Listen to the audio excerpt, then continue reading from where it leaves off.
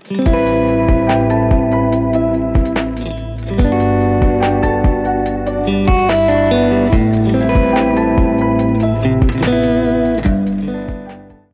मैं हूं पारिजात और आप देख रहे हैं विवाद हमारे इस प्लेटफॉर्म पर जिसका नाम है पंचायती टाइम्स। विवाद है, ये नॉर्थ ईस्ट से आया है चल करके। विवाद नहीं था, विवाद बना दिया गया था, क्योंकि मूल रूप से बहुत संवेदनशील मुद्दा है। इस पर किसी को भी बोलना चाहिए पूरी संवेदनशीलता और जिम्मेदारी के साथ बोलना चाहिए। हमारे साथ हमारे सीनियर एडिटर वरिष्ठ पत्रकार श्री नवीन उपाध्याय जी उपस्थित है। नवीन जी, आपका स्वागत है। नवीन जी, इस विषय में उठ रहे विवाद पर हम आपके विचार जानना चाहेंगे कि जब ये 2021 से जब वहाँ पर एक लॉ है cattle support law, cattle preservation law, जिसमें आप ट्रांसपोर्टेशन नहीं कर सकते कैटल का, स्लॉटर नहीं कर सकते और सेल नहीं कर सकते रेस्टोरेंट पर, तो अब आपने अचानक बीफ को अनाउंस कर रहे हैं कि बीफ का कंजम्पशन यहाँ पर हमारे यहाँ आज के बाद से बैन है। ये फिर से उस कोशिश को उस बहाने से हिंदू मुस्लिम करने की कोशिश नहीं की जा रही इनडायरेक्टली कहीं ना कहीं। देखिए, हम सम्मान कर रहे हैं इस भावना का, क्योंकि हम भी हैं जो नहीं पसंद करते हैं कि भाई हमारी गाय अगर हमारी माता है तो उसको मारा नहीं जाना चाहिए, उसकी हत्या करके खाया नहीं जाना चाहिए। लेकिन हम किसी के खाने के अधिकार पर उंगली कभी नहीं उठाएंगे। हम एक सामान्य सी बात कर रहे हैं वो नवीन जी से कि जो ये विवाद उठा है, इसकी आवश्यकता क्या थी, इसके पीछे कोई क्या राजनीति आप देखते हैं? देखिए, पहले जो लॉ था उसमें काउ स्लॉटर जो था जी जी, ये आपको एग्जिस्टिंग जो लॉ था उसमें काउ स्लॉटर बैन था। आपको जो हिंदू मेजोरिटी एरिया है जी, और within 5 kilometre radius of a temple, अच्छा, वहां पर बैन था जी। But otherwise consumption of beef in restaurant and अच्छा। Public places was not banned. अच्छा, अब ये अमेंडमेंट जो किया जा रहा है उसके कारण consumption of beef in public places and आपके रेस्टोरेंट्स में बैन हो जाएंगे। ठीक है जी। ये इसका बैकग्राउंड ये है कि देखिए, अभी जो असेंबली बाईपोल में कांग्रेस ने आरोप लगाया था कि बीजेपी मुस्लिम डोमिनेटेड एरिया में जो जीती है। जी जी जी जी जी, प्लीज कंटिन्यू। बीजेपी जी, कांग्रेस का आरोप है कि उन लोगों ने बीफ मुस्लिम लोगों के बीच में बीफ का डिस्ट्रीब्यूशन किया था, जिसके कारण वो जीत गए। उसके बाद तो बीजेपी की तरफ से हेमंत बिस्वा शर्मा ने कांग्रेस को चैलेंज किया था कि if you are so sensitive about cow then if you support we will go for beef ban. Congress उस पर कोई स्टैंड ली नहीं थी। उसके बाद Himanta Biswa Sarma seize the opportunity और उन्होंने ये एक गेम खेला वहाँ पर। ठीक है, जिसका डिविडेंड उनको हिंदू लोगों के बीच में डेफिनेटली मिलेगा, लेकिन इससे कंट्रोवर्सी भी हो गई है। क्या है कि वहाँ पर एक व्यापक आसाम में एक बहुत बड़ा मुस्लिम समाज भी है, क्रिश्चियन पॉपुलेशन भी है, और दोनों ने बहुत स्ट्रांगली इसको अपोज किया है कि ये फ्रीडम ऑफ हमारे freedom choice, how do I exercise my freedom to live और ईट समथिंग, उसका वायलेशन है। तो पूरी कंट्रोवर्सी इसी की है। जी जी, मुझे लगता है कि इसमें गहरी चालाकी जो दिखती है, देखिए आप मेरी बात से सहमत होंगे, वो ये कि जब already cattle preservation law 2021 exist कर रहा है, जिसमें लिखा है साफ तौर पर कि transportation of cattle number 1, slaughter of cattle number 2, number 3 sale of cattle, cattle मतलब स्लॉटर्ड कैटल, ये यहां पर बैन है। ट्रांसपोर्टेशन अगर कोई बीफ खाएगा तो ऑब्वियसली उसी समय से ये बात ऑलरेडी बैंड है। अब आप उसको नए ढंग से पुरानी शराब नई बोतल में परोस रहे हैं और आप कह रहे हैं कि शराब बैन है। यानी कि आज के बाद, अभी तक हमारे यहाँ शराब बंद थी, लेकिन आज के बाद हम ये कह रहे हैं आपसे कि आप शरबत में भी शराब मिलाकर नहीं पिएंगे। यानी कि उस बात को डिफरेंस है। हाँ, इसमें है कि आप जी, रेस्टोरेंट्स में पहले बीफ मिलते थे। अच्छा, और पब्लिक प्लेसेस में आपको बीफ मिलते थे। अच्छा, आप अवेलेबल नहीं कर रहे हैं, तो वो ट्रांसपोर्टेशन से ही तो आता था बीफ। अभी तक जो स्थिति थी, आपको समझना पड़ेगा कि नॉर्थ ईस्ट में जो है जी, ये हमको ये डिसीजन जो है जी काफी कंट्रोवर्शियल है। और जैसे आपने कहा कि ये सेंसिटिव मुद्दा है जी, लेकिन मेरा मानना है कि इस पर राजनीति नहीं होनी चाहिए, बिल्कुल। And people should be allowed to exercise their कि क्या कौन पहनता है, क्या खा रहा है। डेफिनेटली एनिमल क्रूएल्टी जो है नहीं होनी चाहिए। ऑल फॉर इट की किसी भी एनिमल पर, या काऊ हो, चाहे बुफेलो हो, चाहे गोट हो, चाहे चिकन हो। बिल्कुल, I think we should be sensitive about in pain we inflict on anything. तो काउ से हम लोग का बहुत ज्यादा कल्चरल बॉन्डिंग रहा है जी। From that point of view I can understand कि हिंदू लोगों की भावना जुड़ी हुई है। हाँ। लेकिन आई थिंक व्यापक रूप से अगर देखिएगा तो जो लोग ये कह रहे हैं कि भाई अगर if you can eat other things तो why not cow, that is one debate, ठीक है। बट हमको इसमें पॉलिटिक्स इसलिए लगती है कि बीजेपी रूल स्टेट्स एल्सवेयर, जो स्मॉलर स्टेट्स जैसे गोवा है, आप गोवा में चले जाइए, वो वास्को के मार्केट में या चाहे मारगांव के मार्केट में, तो you will find all around कि बीफ ओपनली मिल रहा है, cow hung upside down and skinned, बहुत पेनफुल लगता है देखकर। तो सिमिलरली नागालैंड हो गया, चाहे मिजोरम हो गया, ये सब जो क्रिश्चियन डोमिनेटेड स्टेट हैं, वहाँ भी ओपनली, मेघालय हो गया, आपको बीफ का कंजम्पशन अलाउ है। तो आप सेलेक्टिव बेसिस पर हमको लगता है जी, आप सही कह रहे हैं, वो होता है कि भावनाएं लोगों की बढ़ती है। और आपने देखा होगा इन्हीं कारणों से मास लिंचिंग हुई है लोगों की। कितने लोगों को लिंच किया गया है कि anybody seen with a cow और a calf is seen as a smuggler, if he is a Muslim तो डेफिनेटली उसको माना जाता है कि काउ स्मगलर है एंड ही इज स्लॉटर्ड। तो ये एक इसका पक्ष है, इसमें भावनाओं को नहीं भड़काना चाहिए। और हमको लगता है कि एक रैशनल कॉन्सेंसस कंट्री वाइड उभरना चाहिए कि इसमें क्या करने, किस चीज़ की ज़रूरत है, और एक यूनिवर्सल डिसीजन इसमें लेने की, यूनिफॉर्म डिसीजन लेने की ज़रूरत है, न कि इस पर पॉलिटिक्स करने की ज़रूरत है। आपने दो बहुत अच्छी बात कही कि एक तो इस पर संवेदनशील मुद्दा है, पॉलिटिक्स नहीं करना चाहिए। दूसरा, आपने एक बहुत अच्छी बात कही कि अलग अलग स्टेट्स में आपकी अलग अलग नीति है, एक समान कोई नीति नहीं है। यानी कि वही बीजेपी का व्यक्ति जो यहां भाषण देके कह रहा है गाय हमारी माता है, अगर वो गोवा में जाके भाषण देगा तो वो वहां पर नहीं कहेगा कि गाय हमारी माता है, वहां पर नहीं, क्योंकि गाय माता का वहां पर जो भी है, अब आगे नहीं बोलेंगे, खाया जा रहा है उसको। तो हमारा यह कहना है कि ये कितनी बड़ी कमी है एक राष्ट्रीय पार्टी की जो कि देश को चला रही है। देखिए इसमें प्रजात जी, सॉरी फॉर इंटरप्ट करने के लिए आपको, देखिए ये मुद्दे को ये बहुत कॉम्प्लेक्स इशू है, मेरा मानना है। इसलिए कि इंडिया में काऊ का पॉपुलेशन जो है, cattle population, cow and buffaloes and other things, जो पॉपुलेशन ह्यूज पॉपुलेशन है, अप टू 300 मिलियन। वैसी स्थिति में when these animals they age and they are not giving milk, they become redundant, and who are the people who are ये काऊ को घर पर चाहे फार्म में रख, जो लोग रखे मोस्टली दे आर हिंदूज। तो अगर काऊ को स्लॉटर के लिए बेचा जा रहा है तो किन के द्वारा बेचा जा रहा है? हिंदूज के द्वारा। जो लोग इसको आज कह रहे हैं कि भाई काऊ का स्लॉटर नहीं होना चाहिए, दे आर इन्वॉल्व। हम उनकी कठिनाई भी समझते हैं कि भाई अगर how do they feed them. अगर मान लीजिए किसी के पास 2 काऊ है और वो काऊ अनप्रोडक्टिव है, तो what do they do with it? अभी जो स्टैटिस्टिक्स है उसके अनुसार आप देखिए कि रफली अराउंड 5 मिलियन काउज जो है, they are stray cows, they are on the roads, nobody there to look after them. बहुत सारे इंडिया में गौशाले खुले हैं, लेकिन आप बराबर देखते होंगे कि एक एक करके 100 गाय एक साथ मर जाती है, nobody look after them properly. तो वैसी स्थिति में I think there has to be a real serious thought कि how do we look after those ageing cows, aged cows who are unproductive. If you can not look after them, then they are definitely going to end for slaughtering. गाय के प्रति जो आपके शब्दों में गहरी संवेदना मुझे दिखी, मैं उसका सम्मान करता हूँ, उसका आदर करता हूँ।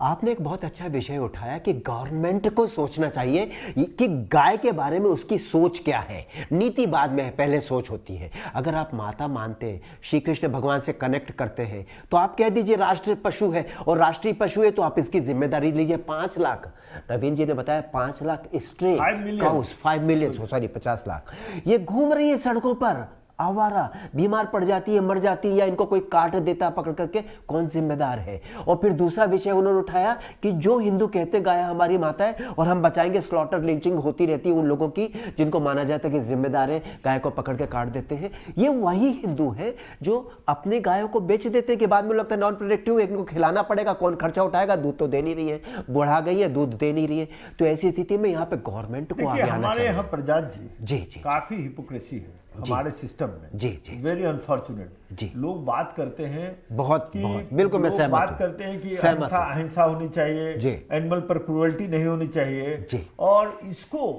आत्मसात करते हुए लोग आप देखिएगा कि रामनवमी का समय है तो 9 दिन लोग फास्ट करते हैं, उस दौरान लोग अंडा भी नहीं खाते हैं, टोटली प्याज और लहसुन से भी दूर रहते हैं। And the moment they break their fast, आप देखिएगा मीट के दुकान पर सैकड़ों की संख्या में लोगों की भीड़ जुड़ी हुई है। This is what I call hypocrisy. अगर आप समझते हैं कि उन 9 दिनों में नॉन वेजिटेरियन फूड खाना वर्जित है और वो पाप के समान है, तो फिर 10वें दिन किसी एनिमल पर क्रूरल्टी करना कैसे पुण्य हो सकता है? ये हमारे समझ की बात है। नहीं हो सकता। तो I think somewhere, I think it's not only for the government, I think collectively we should introspect as a समाज की what is wrong and what is right for अस।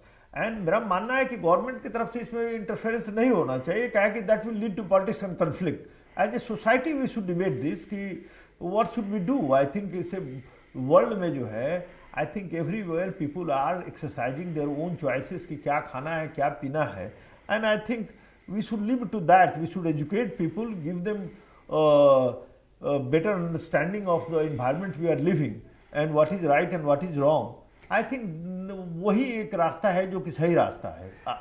जी, जो आपने रामनवमी के लिए कहा, यही हिपोक्रेसी हमारे हिंदू भाइयों में दिखती। नवरात्रि के समय दारू नहीं पिएंगे, अंडा नहीं खाएंगे, मुर्गी नहीं खाएंगे, लेकिन जब 9 दिन पूरे बीत जाते हैं, 10वें दिन फिर भीड़ लग जाती है पशु का, जहाँ पे कत्ल होता है उसको खाने के लिए।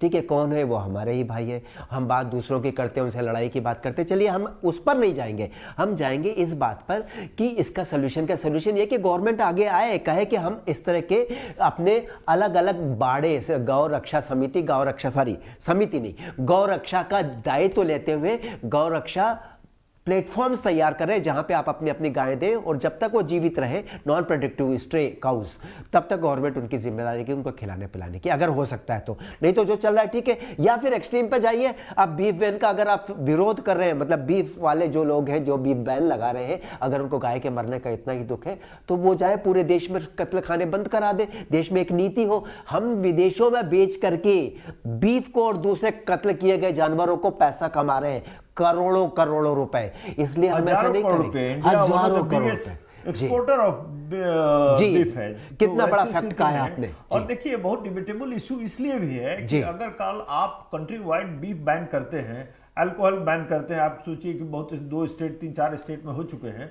टुमारो समबडी विल से कि भाई अगर बीफ बैन है तो व्हाई नॉट गोट बैन? गोट की किलिंग क्यों होना चाहिए? उसको भी पेन है ना, वो भी उसको भी पेन होता है, काटने में दर्द होता है। Why should there be cigarette smoking allowed when it is causing pollution also, है ना? जी। तो बहुत सारी चीजें पर फिर विरोध शुरू हो जाएगा कि इसको ही बंद करें अननेसेसरली। आई थिंक हमारे देश में I think we have too many odd explosive issue जिसको हम लोग ऑलरेडी डील कर रहे हैं। पूरा समाज और देश बिखरा हुआ है। ऐसी स्थिति में आज सही बात है, ये समस्याएं बढ़ाना नहीं चाहिए, समस्याओं को बढ़ाना नहीं चाहिए जी, बिल्कुल। और ये समस्याओं की जड़ में जो चीजें हैं कि गंदी राजनीति, जिसके कारण कई हत्याएं हो चुकी है, लिंचिंग हो चुकी है। आपने देखा होगा कि 4-5 महीने पहले हरियाणा में एक टीनेजर बॉय की हत्या हो गई, कार में उन लोगों ने चेज कर मार दिया।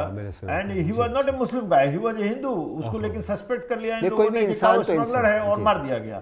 Generally Muslims have been lynched. And इस कंट्री में अगर आप देखिएगा तो इतना ब्रूटल लिंचिंग के बाद भी nobody has ever been punished. This is the saddest part.